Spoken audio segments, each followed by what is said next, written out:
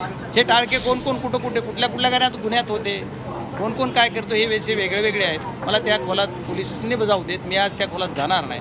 पण माझं नाव कुठेही माझ्या मुलाचं किंवा माझं नाव सोमवारपर्यंत नव्हतं, मंडेला माझं नाव आलं असं कळतं आहे. आणि हे का आलं मला माहीत नाही. आणि बघू आता काय काय होणार पुढं. पण मी पोलिसला तुमच्या सर्वांच्या माध्यमातून विनंती करणार आहे, तुम्ही निपक्षपातीपणानं त्याचे तपास करा आणि तपास करून जे काही निष्पन्न होईल चाहे दोषी असेल माझा मुलगा तर त्याच्यावर कारवाई करा, मी दोषी असेल तर माझ्यावर कारवाई करा. असं कालही मी बोललो, आजही परत ते सांगतो. जर दोषी असेल तर कारवाई झालीच पाहिजे.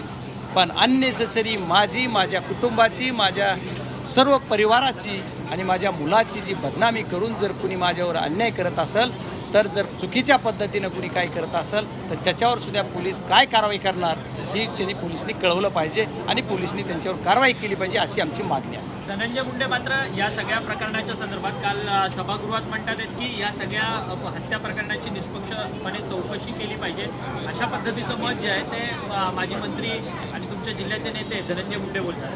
हो काय मग आम्ही कुठं नाही, माझी तीच मागणी आहे ना. मी खाली सांगितलं, मग ती जी म्हणते तीच माझी. मग ते जर म्हणत असते म्हणून नाही, त्याच्या अगोदर मी मागणी करतो, ते नंतर करतो. मी त्याच्या अगोदर मागणी केली, त्यानं नंतर केली, मी अगोदर मागणी केली. त्याच्यामुळे तो काय म्हणतो त्याचं जाऊ द्या. त्याच्या काय मला काय, मी मागणी केली त्याची चौकशी करा म्हणतो. मी ते भडकावायचं काम करत नाही. मी लोकांना शांत करून लोकांना न्याय मिळवायचं काम करतोय. त्या कुटुंबाला न्याय मिळाला पाहिजे. त्याची हत्या झाली, त्या हत्या झाल्याच्या नंतर ते कुटुंबाला कुठल्या ह्याच्यात जात असेल त्या कुटुंबाला सहकार्य झालं पाहिजे, कुटुंबाला न्याय मिळाला पाहिजे. आणि खरंच माझा मुलगा त्याच्यात असेल ना तर शासनानं सुद्धा कठोर कारवाई केली पाहिजे. मी त्याच्याबरोबर 100% त्या गोष्टीला तयार आहे. मी म्हणजे सुरुवातीला माझं नाव आलं ती का बाजूला निघलं, पुन्हा मुलाचं का आलं आणि आता मुलाचं आलं ते बी करू द्या ना तपास.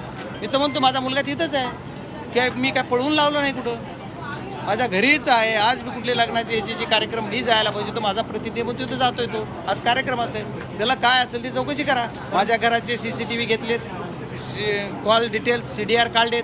माझे सुद्धा CDR काढायचे असले तर SP साहेबाला सांगितलं, माझ्या फोनचे सुद्धा CDR तुम्हाला कायद्याने कुठं अडचण असेल तर मी तुम्हाला तुमच्या वाहिनीच्या माध्यमातून सुद्धा मी त्यांना परमिशन देतो, तुम्ही माझे पण CDR काढा. कारण खासदाराचे CDR काढताना काही थोडं त्यांना रिस्ट्रिक्शन आहे, बंधन आहे, की घेता येत नाहीत परमिशनशिवाय, तर मी परमिशन देतो, घ्या. परंतु या सगळ्या प्रकरणामध्ये तर तुम्ही संतोष देशमुख हत्या प्रकरणामध्ये सातत्यानं तुम्ही आरोपींना शिक्षा व्हावी ही मागणी म्हणून धरून ठेवलेला होता. परंतु आता मात्र विलास घुले हत्या प्रकरणात तुमच्यावरती कुठेतरी राजकारण सुरू आहे का? मी आज पण जे घटना बीड जिल्ह्यात घडतात त्या प्रकरणात मी सांगतोय, मी त्यावेळेसही सांगितलं दोषीवर कारवाई झाली पाहिजे, झालीच पाहिजे. आज पण मी म्हणतो दोषीवर कारवाई झाली पाहिजे. आज माझा स्टँड वेगळा आहे, आज ही या समाजाचा आहे, आज ह्या गावाचा आहे, म्हणून माझं स्टँड काही वेगळा आहे. आज माझ्या मुलाचं नाव त्याच्यात आलं, माझं त्याच्यात नाव आलं तरी मी म्हणलोय की नाही हे चुकीचं आहे म्हणत नाही मी. तुम्ही करा, तुम्हाला अधिकार आहे, राईट्स आहे. लोकसभेमध्ये तुम्हाला लोकतंत्रमध्ये तुम्हाला, लोकशाहीमध्ये तुम्हाला अधिकार आहे. या लोकशाहीच्या अधिकारामध्ये तुम्ही करू शकता, करा. संविधान डॉक्टर बाबासाहेब आंबेडकर यांच्या संविधानानं तुम्हाला अधिकार दिला, तुम्ही त्याच्याप्रमाणे मागणी कराल, त्याची चौकशी होईल. मला त्याच्यावर काय बोलायचं. माझ्यावर सोडवणारे कोण आहेत, उगवणारे हो काय उगवायचे त्यांनाच बघू द्या. मी आहे, मला ह्यांचं सगळं माहीत आहे. अंडे पिल्ले काय ही कोण आहेत, ती ह्यांचं काय करतात, चेतवणीपर भाषणं कोण करत आहे, लोकांना पेटवतोय कोण, सांगतोय कोण, मी येतोय म्हणतोय कोण. तुला रात्रीच्या कामातून दिवसा यायला सवड भेटली पाहिजे ना. हां, तू आमच्यावर कशाला काढतो? माझं काढताना तुझं बघ, तुला 25 वर्ष कधी ह्या पट्ट्यानं मदत केली त्या हे कर आणि बंद तर माझ्याकडे बोट कर. तुला पण मुलं आहेत, लेकरं आहेत, मला पण आहे. माझ्या लेकरापर्यंत गेला ना, तुला भागवितो उद्या. आता तुला काय भीती वाटते का? माझे लेकरं चांगले आहेत, तिचं कुणाला वाईट वाटतं काय?